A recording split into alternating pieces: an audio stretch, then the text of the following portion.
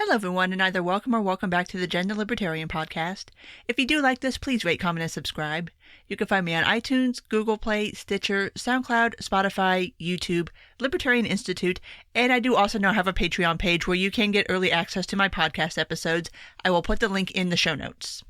So it is time for another weekly roundup again. We've made it to the end of another week, and I want to go ahead and start with where we kind of sort of left off last week, and that is with the Baghdadi situation.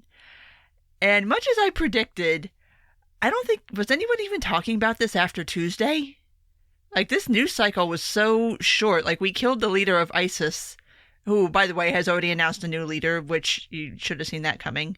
But it made it like 2 days? Like, I swear to God, people have spent longer talking about the military dog that was sent in on the attack than the actual attack itself, which is nuts. We've spent more time talking about a photoshopped picture of the dog and doxing the dog, and it's 2019, people. This is where we're at. We've spent more time talking about how the president tweeted out a photoshopped picture of the hero military dog than we did about actually killing the leader of ISIS. But there's a couple of points that came out after I did my recording last week that I wanted to hit on, because some of this is very interesting, and one of them is just hilarious. And it shouldn't be, but it is, because I am not a mature person sometimes. But as people were reporting in the aftermath of the Baghdadi killing, apparently his location wasn't exactly a super duper secret. In fact, it seems like it was probably the biggest open secret in the Middle East. It turns out that the CIA, as known where he was since about the middle of July, SDF, the Syrian Defense Forces, knew where he was. Allegedly, the Kurds knew where he was. Allegedly, Turkey knew where he was. So not a super duper secret. So that was kind of interesting. And somebody had actually did a tweet thread after the Baghdadi news came out about how the CIA did know where Baghdadi was since July, and that they hadn't sent anybody in before we did because of kind of how dangerous the situation was. But once Trump decided that we were going to pull troops out of North Syria, all of a sudden it kind of became a hurry up and do this kind of thing, because it was kind of like the last best chance to get in there and try to get him. So it was kind of a rushed operation from reports. Luckily, obviously, it was successful, and we didn't have any U.S. casualties. So, I mean, that's good, but kind of not exactly the way you want to handle a thing like this. But the other story that came out of this is that apparently SDF had managed to get somebody in deep undercover and actually get all the way into Baghdadi's compound, actually get into his house. And I'm assuming the person they sent is a him, because I don't think anything good happens to women in the Baghdadi household. But apparently they sent in somebody who managed to, and I kid you not, I am not joking, managed to smuggle out a pair of Baghdadi's dirty underwear to serve as proof of life, as proof that yes, this is Baghdadi here, and I guess would also have been used to do the DNA sampling after Baghdadi's death to make sure it was Baghdadi that blew himself up. But that is hilarious. There was somebody whose whole mission was to infiltrate Baghdadi's compound, to get into his inner circle, to steal and smuggle out a pair of his dirty underwear. This is the movie I want. I want a Zero Dark 30, but just on that mission right there. And don't lie, you'd watch it too. You know you would, and you know you're laughing right now. I know I'm not the only one, but that was just hilarious. But it also shows that sometimes these sorts of deep undercover things are not always the most sexy and glamorous thing, and that you're not the person that like busts in there and like karate chops somebody's head off and kills them. Sometimes you're the person whose job is to get in there and smuggle out something containing DNA evidence. In this case, it happened to be a pair of his dirty underwear. I want to know what the handling procedure was for this. Was there like, did you have to put it in like a special like little hazmat container or something? Like, how did the underwear get smuggled out? Like, I want to know. I want to know the details of this operation. But like I said, yeah, nobody's even talking about this anymore. Like, we didn't even get a full week's news cycle out of the leader of ISIS blowing himself up because the U.S. sent in a special op to take him out. This is where we're at now, people. This is where we live. At least when we got bin Laden, I think we got at least a week out of that. Like, I don't think people were talking about this much after Monday evening because a whole bunch of other stuff has happened, obviously. But still, that was kind of a big deal. But anyway, moving on to the other stuff that happened this week. On Thursday, well, let's back up. It started on Tuesday.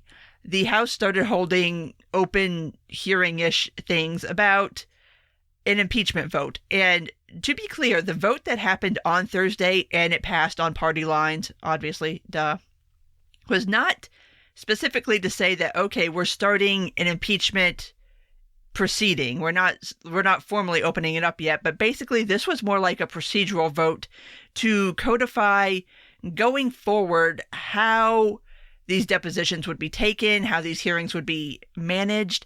Apparently, we are going to now have open hearings. They're going to be public hearings. Basically, access to former transcripts, who gets what, all that good stuff. Basically, like I said, it's a procedural vote, but it was a big deal because this is what annoys me about this whole story.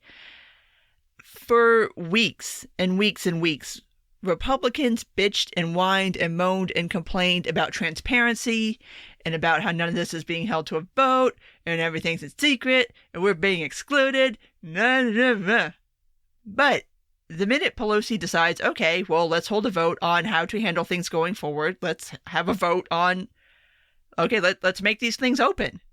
Let's do open testimony. Let's open up the transcripts.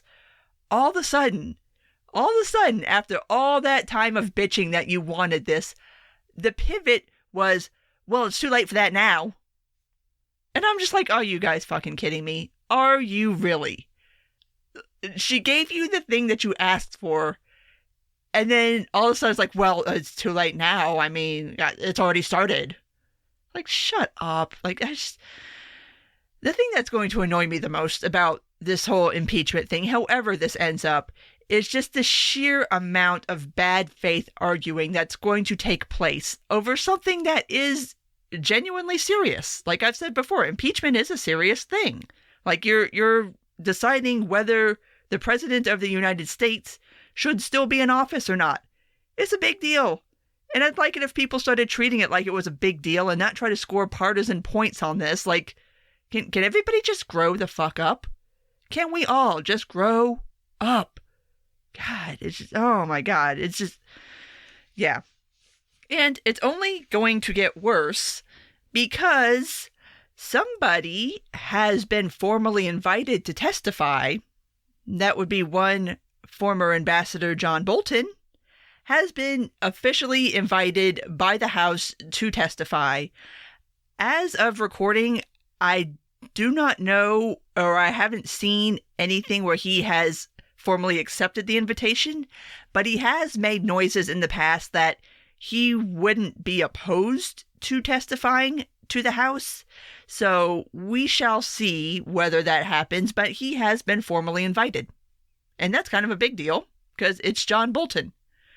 And if John Bolton goes and testifies under these new rules in an open hearing, holy shit, is that going to be the circus to end all circuses. And this is one of the reasons why I really do support the closed hearings over the open hearings, because at least in closed hearings, people wouldn't feel the need to act like a total jackass, whereas if this is an open hearing, oh my God, nothing of value is going to be gained. I can't. Anyway, before we leave off on impeachment stuff, because it is now officially November, and Pelosi has said that she wanted to have something going by Thanksgiving, we're kind of reaching crunch time here to see what exactly the House is going to do. And a point that is starting to be brought up more and more, and this is not an invalid point in any way, is if this goes past Thanksgiving, now you're looking at whether the House is going to be in session. You've got holidays, you've got recess, you've got all of this, which means this is probably going to push into 2020, which for those who are running in the Democratic primary who are current sitting members of Congress, that's really going to suck, because obviously they are going to be expected to suspend their campaign and go back and participate in whatever chamber, whether they be House members or whether they be Senate members, to go back and participate in their chamber's deliberations and their chamber's role in this process, which obviously gives those candidates who are not active sitting members of Congress a huge advantage over those who will be expected to suspend their campaign and go back to D.C. for what could end up being weeks at a time. So I think there's going to start being a lot of pressure put on Pelosi to kind of, let's get this going in the next couple of weeks, because if not, we're going to start impacting what goes on in 2020. And that's not going to be very good for the Democratic primary field. So we shall see what ends up happening with that. But moving on from that to another story that kind of blew up this week, and I kind of call this the tale of two social medias. And that is that now Twitter has decided that in the realm of political ads, that Twitter will no longer be allowing any political ads, which is the exact opposite of how Facebook has decided they will be handling political ads, as Zuckerberg made clear in the congressional testimony from last week, that Facebook will be taking a completely hands-off role on this. They will not be doing any fact-checking. They will not be doing any kind of vetting of political ads. Basically, Facebook has decided we're not touching it, and Twitter has basically decided, you know what? Fuck all y'all. None of you get to have political ads. So a lot of people have been discussing this and as to which platform is in the right and which platform is in the wrong. And by and large, I mean, everyone kind of agrees that Facebook's tactics here are a lot better than Twitter's, because obviously once you decide to start banning things, especially things that fall under the banner of politics or political ads, now you're in a position of having to decide, well, is this ad promoting something political or not? And I mean, obviously, like, ones from candidates and stuff like that are pretty easy, but a lot of people have made examples like, what about, say, if Planned Parenthood runs a tweet, or if the NRA wants to do a promoted tweet, or anything like that? Like, will that fall under the auspices of political ads and therefore not be allowed on Twitter anymore? Which, that's a fair argument to have, but I want to kind of back up a little bit and point out that this is what happens when you start asking social media platforms to police or censor what is being put on the platform. You are not going to get some super great, wonderful, nuanced version of whatever you personally have in your head. This is what you're going to get. You're going to get platforms either saying, you know what, we're not touching any of it. We'll let everybody post. It's whatever it is. You guys figure it out. Or you get, you know what, we're banning everyone. Screw it. And anything remotely controversial or political is getting booted. That is the moderator's dilemma. And when you put these sorts of, when you start making these sorts of demands of social media platforms, I mean, this is what you're going to get. And this is what so many of us have been trying to tell everybody for ages now. And yes, this is also a great argument for Section 230, where if you do not allow platforms to have the ability to decide what is and is not on their platform based on whatever criteria they choose to use, then you're going to get all or nothing. And this is a great example of platforms making that choice, because this isn't just like a free speech issue for these platforms. This is a business issue. And when people start coming in and making demands of, oh, you need to crack down on this, you need to crack down on that, now you have to start thinking about implementation, which is what these platforms have to think about from a business perspective. When you want a platform to moderate, there's basically two options available. Either you hire humans to do it, or you try to rig up some form of AI to do it. Here's the thing with moderation in general, not just on political ads, but in general, because there is a broader conversation to be had here. It's just the scope and the scale of what is being asked is so large that it's almost impossible. Like, you can't hire enough people to go through each and every tweet or each and every Facebook post or each Instagram post or whatever social media platform you're talking about. Plus, that's really kind of a shitty job, honestly. Like, does it have to be someone to, like, sit there for 8 hours a day and try to comb through all this content, some of which is especially vile? I mean, there's no way to handle that. And as far as on the AI side, the tech just doesn't exist yet to handle the level of nuance that is going to be needed to look at a tweet or a Facebook post or a whatever and discern what the intent is behind the post. I mean, you can set up AI to ban certain words or certain words that are in conjunction with other words. You can do stuff like that, but that doesn't take into account any kind of nuance or trying to understand the intent of what that person was trying to say with that particular post. So it's an impossible ask. And it's going to come down to platforms making those sorts of decisions for all of us in the absence of Section 230.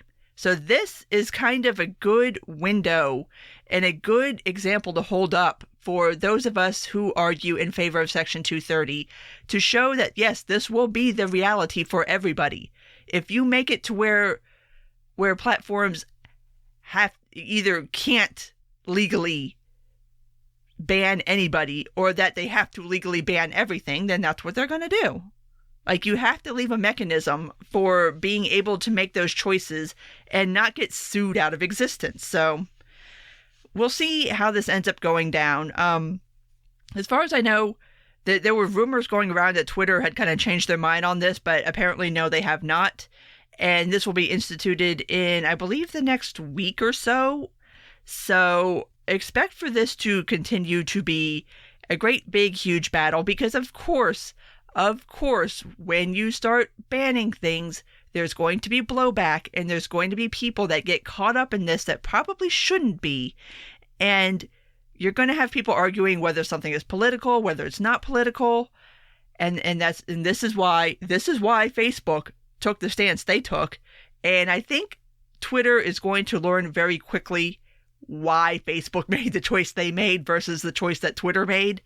But yeah, I just wanted to make the broader point there that this is what you get when you ask platforms to start moderating more so than they already do based on whatever your personal bugaboo is.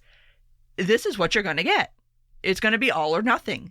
And I really don't want to be put in that position because I'm probably going to be one of the people that gets kicked off.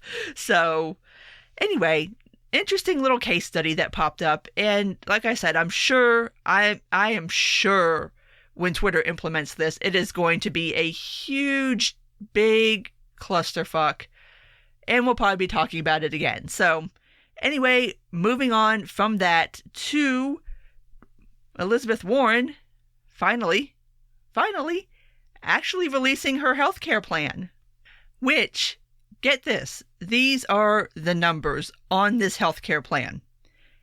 $52 trillion over 10 years, $20 trillion in tax hikes, allegedly not on the middle class, but there is no way that you can do a tax hike that big and not affect the middle class. Basically, her idea is we're going to do the tippy-top tax, jack up employer taxes, which, where the fuck do you think that money's going to come from? There's going to be new capital gains tax. There's going to be a wealth tax. Basically, anything that you could possibly think to tax that isn't a direct tax on the middle class will be taxed, which, as anybody who knows anything about economics knows, when you start taxing everything around the middle class, it's going to affect the middle class. There's no way that it's not, because taxes get passed on, whether it is in the cost of goods or services or on the employer side. If employers now have to pay more in employer taxes, well, how do you think you're going to get a raise? And a lot of fuzzy math has been kind of done with this to basically say, well, employers aren't going to have to pay insurance premiums anymore, so they can afford to pay more of this employer tax. And first of all, you can't make that assumption because every employer handles healthcare differently, whether it's anywhere from 100% covered to not covering a single dime. You can't really say that this is going to save employers money or not until you actually implement it, because every employer is different. Like, obviously, if your employer covers 100% of your health insurance, and then they don't have to, but then they have to make that up in employer tax, well, then you might be all right. But if you work for somebody and they pay, say, 50%, and now they don't have to pay that 50% anymore, but what they're going to pay in employer tax is more than what they were paying out in healthcare, then you're going to get screwed. And if your employer obviously pays none of your healthcare, obviously they're going to get screwed because you're going to have an extra cost coming out that you don't already currently have. And a lot of people have kind of made note on that $52 trillion number that is including what we already spend on healthcare federally, on Medicare. Basically, this is supposed to be a Medicare for all sort of thing, but not exactly. We'll get to that in a second. That this number is not on top of that number. This number is inclusive of that number. But even at that, you're still running about $30 trillion more than what is currently being spent on healthcare in this country right now between the federal government and what employers are paying out. So this is still a massive, massive increase. And just like everything else that Elizabeth Warren proposes, the money's not there. Once you sit down and do the math of how she proposes to pay for this, there's still massive, massive funding gaps. I mean, we're talking trillions of dollars in funding gaps on this plan alone. So it's like, it makes no sense mathematically. It's a horrible plan. And this is why I don't call it Medicare for all. In fact, it should be called single payer, because that is what it will be.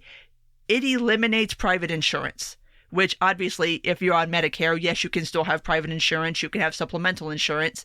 So that's why I don't call this Medicare for all. It's single payer. It's eliminating the private healthcare industry in this country, dumping it all onto the federal level, which, by the way, the federal government cannot handle the healthcare obligations that it currently is supposed to be handling right now for the sliver of people that they've promised it to. Why in the hell would anybody think that they could take on the task of handling healthcare for every single person in the country? They can't do what they're supposed to do right now. Go look at the state of the VA. It's horrible. And that's a tiny fraction of the people in the United States. So this is just horrifying on every level. And once you eliminate private insurance, obviously you're taking out a whole industry in the United States. And this is kind of the quiet part that I've not heard anybody else say out loud, but I'll go ahead and say it, because somebody asked her, well, if you eliminate private insurance, what's going to happen to all the people that are employed by private healthcare companies? And she gave some bullshit answer about how they can go into auto insurance or life insurance or some other insurance. Yeah, woo. Which, first of all, is ignoring the fact that, I mean, it's not like there's like massive employment opportunities in those areas. They're already fully staffed. And the second part is, it seems pretty obvious to me that what would end up happening is that all of those people that work for private healthcare insurance companies would end up being employed by the federal government to run the federal healthcare program, which is a fancy roundabout way of saying you're nationalizing an industry. That's what this is. It would be nationalizing the healthcare industry. Like, there's a lot of words there to get to there, but yeah, because I mean, who else would these people go work for? Like, and of course, you would have to enact massive federal bureaucracies to handle this monstrosity of a healthcare plan. So it's pretty blatantly obvious that the people working in the private industry would have to go work for the federal government. Like, who else is going to staff the federal healthcare, whatever the hell you want to call it? I mean, but yeah, this is the first time that I've really seen somebody point blank, and well, not point blank, because she's not said it, and I've not seen anybody call her out on it, which is annoying, because once again, because it's Elizabeth Warren and the media loves them some Liz, nobody's actually calling her out on how bullshit this plan is. Nobody else is going to make that point. But it should be a point that's made that this would be nationalizing the healthcare industry. And once you nationalize one industry, what's to stop you from nationalizing another industry? And another, and another, and another. Yeah, this is the slippery slope, but Paul Krugman, of all people, I swear to God, this idiot wants to get on Twitter and talk about, well, this isn't necessarily a plan that's ever going to be implemented, or there's even a chance of it being implemented. It's to show that she's serious about healthcare. Okay, how are you going to propose a bill that has no chance of ever passing Congress and say that this is somebody who's serious about healthcare reform? It's so ridiculous. Some of the defenses have been absolutely ridiculous. But the other thing that is just so wildly hilarious about this plan is that apparently this is also going to hinge on getting immigration reform done, because we're going to need a pathway to citizenship so that all these people can pay taxes to fund this. And this is actually where she expects to get $400 billion of the funding for this plan from. Immigration reform, people, if I have not made it abundantly clear to you guys, is the absolute third rail of politics right now. There has not been a Congress that has been willing to touch this topic since the 60s. W tried it and got shit piled. Obama had to actually do an end run, and basically it wasn't an executive order. It was a DHS decree about DACA. Anyway, that's a whole nother conversation. But even he knew that he couldn't get that through Congress. So you're going to hinge the implementation of your healthcare plan on immigration reform and expect it to fund $400 billion of your plan. What are you on? And can I have some? I was like, this plan is nuts. And hopefully in the next debate, everybody on the stage will rip her mercilessly for it, for being a completely unserious, awful, horrible, no good plan that has no chance of implementation ever, and has so many holes in it that it might as well be a block of Swiss cheese. But hey, she released her plan. Liz the wonk. Woo! God, it's so obvious she's the media favorite, and it's been this way. Like, it's been this way ever since she announced. They pretty much goaded her into it. Anyway, whether she's the front runner right now, who knows anymore? It changes from poll to poll, which, I mean, we shouldn't be paying attention to polls right now anyway, but that's what it is. But before we leave out, and while we're on the topic of Democratic primaries and debates and polls, Beto dropped out. Nobody cares. I mean, seriously. It was like a blip for like a minute, but yeah, on Friday afternoon, he officially dropped out of the race, and nobody cares, honestly. I mean, his polling has been abysmal this whole time. His running was just a stupid idea from the get-go. Just a complete misreading of what happened in Texas and whether the media would continue to support him in a national race versus a state race. Yeah, I don't know why he thought this was a good idea. And what's funny is now you have people calling for him to go back to Texas and enter the Senate race there again. The thing is, he pivoted so hard left, especially on guns, that I don't know if he can run in Texas. I don't know if that's a good idea. It's probably not. So what Beto's going to do now, who the hell knows? And quite frankly, who the hell cares? Just get back in your truck and drive around Texas. Go fuck off. Go do something. Bye. Bye, Beto. Nobody cares. But anyway, on that note, I'm going to go ahead and wrap this up. So if you did make it this far, thank you for listening. And if you do like this, please rate, comment, and subscribe. You can find me on iTunes, Google Play, Stitcher, SoundCloud, Spotify, YouTube, Libertarian Institute, and on my Patreon page. Take care, and until next time.